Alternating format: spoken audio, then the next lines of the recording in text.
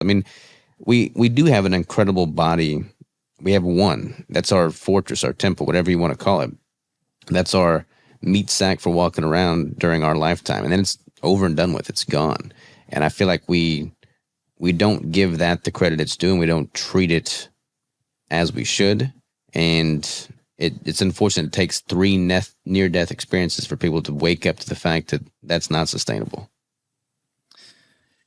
I would like to see a lot of things change, but I just don't think that they will. Like, I don't understand why there's like such an association with like your dentist.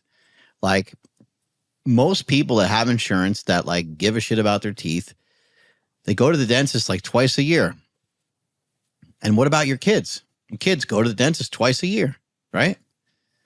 But how come there's no other medical intervention at all? I mean, if you have kids and you give a shit about your kids, like, you'll take them to the doctor for checkups and stuff like that here and there, but it's not the same.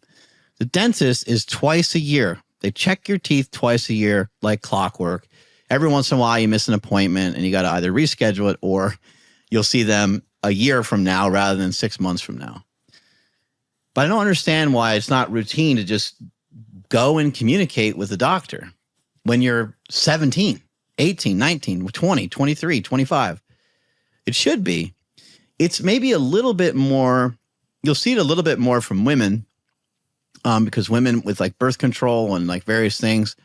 But yeah, it's crazy how absent that is. And I'm not saying that doctors are like the answer or anything necessarily, but it's great to have some sort of conversation with somebody that is trained medically to give you some advice. I mean, even if they just weigh you and tell you like, hey, you're 40 pounds overweight or you're 20 pounds overweight.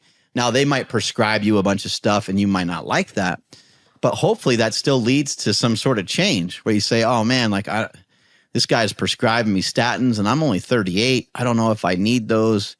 But like, instead of only taking the drug, I'm going to take the doctor's advice. You know, hopefully he has sound advice. I'm going to take his advice, but I'm going to start an exercise regimen along with it.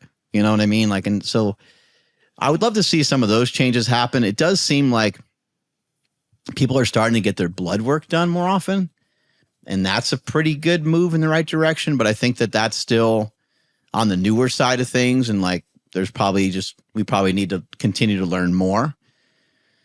But man, how great would it be if it was just standard? And the standard blood work that you might get from a regular doctor is usually not very good. They're just going to check like your cholesterol and like they don't really check much of anything else. So there seems like there needs to be so much intervention that it's crazy. But I think where it all starts is it starts with parenting. And unfortunately, parents just suck. They're really bad at it.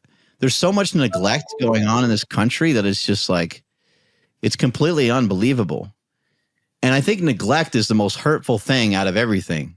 Because if you're only in the other room and you're not paying attention to me, that's more, I'd rather have somebody beat me every day than to like be there all the time, but not actually be there for me. And I think that's what we're seeing in society right now. And I know that's probably like a bold statement, but neglect is really hurtful. I mean, most people that I talk to that as an adult, a lot of times it's what the parent didn't do for them. And it's not what the parent did to them. I have friends where their dad beat the shit out of them every day. And there's some guys that are like, yeah, my dad just didn't know how to show love and he drank too much. But I have other friends that are really hurt and they can't get out of their own way these days. And it's because their dad never congratulated them. It's because their dad never told them that they did a job well done. It's because their dad was like there-ish, but just neglected them. And there's so many kids neglected and they're just like on their tablet or on their phone. And there's no one leading by example, showing them what a healthy lifestyle looks like. And a lot of times what I see from a lot of people is people complain about money, but then they order DoorDash. People say one thing and they do another and they do it over and over again. And your kids pick up on all that stuff. They see all these things. they hear you saying, "Oh no, hey, don't I'm emailing somebody," right? When the parent is on the phone, but when the kid is on the phone or on the tablet, the parents come in, they just interrupt right away, and they don't ever. There's no conversation with the kids. Like, time to put that away, and they chuck it off into the corner or whatever. And I've seen this happen with a lot of different parents, and I'm like, this is a major problem. There's a disconnect between the parents and between the kids, and they don't have a good role model in terms of like just what to eat and how to act.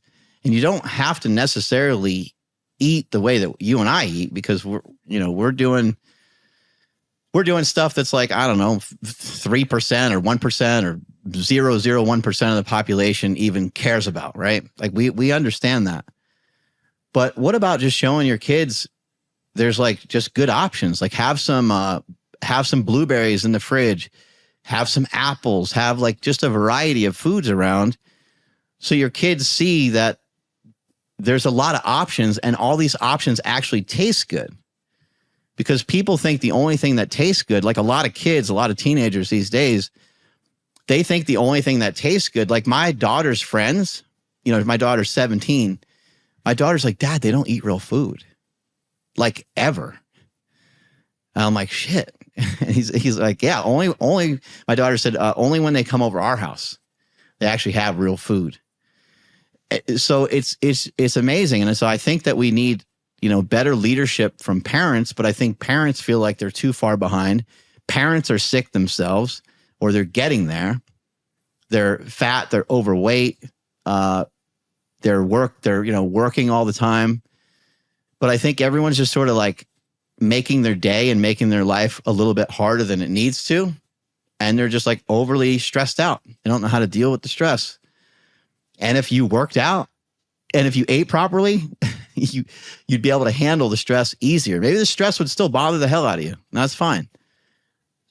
But it's going to be easier to handle it when you're doing other stuff.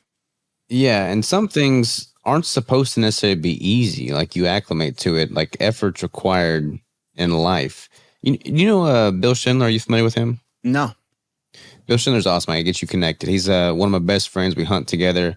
He has this company called Modern Stone Age Kitchen, but like he's got great kids. They're all super well mannered, well behaved, great functioning family unit, which is rare these days. But he's a big advocate for, everybody working together to make a meal from scratch, which does require effort. It's definitely harder than, picking something out of the freezer and sticking it in the microwave for a minute and a half. But like, they do that on a regular basis. They own a restaurant too. They all work together in that. But simply taking something from scratch, whether it be a chicken, pork, whatever, you don't have to go to that extreme with it, but like all of the family preparing it together, a wholesome, nutrient-dense meal as a family unit. Like if people just simply made that one shift, whether it was, carbohydrate-based or protein-based or fat-based or whatever, but they all just did that with predominantly real food and bonded as they did it, I think that would solve a lot of problems.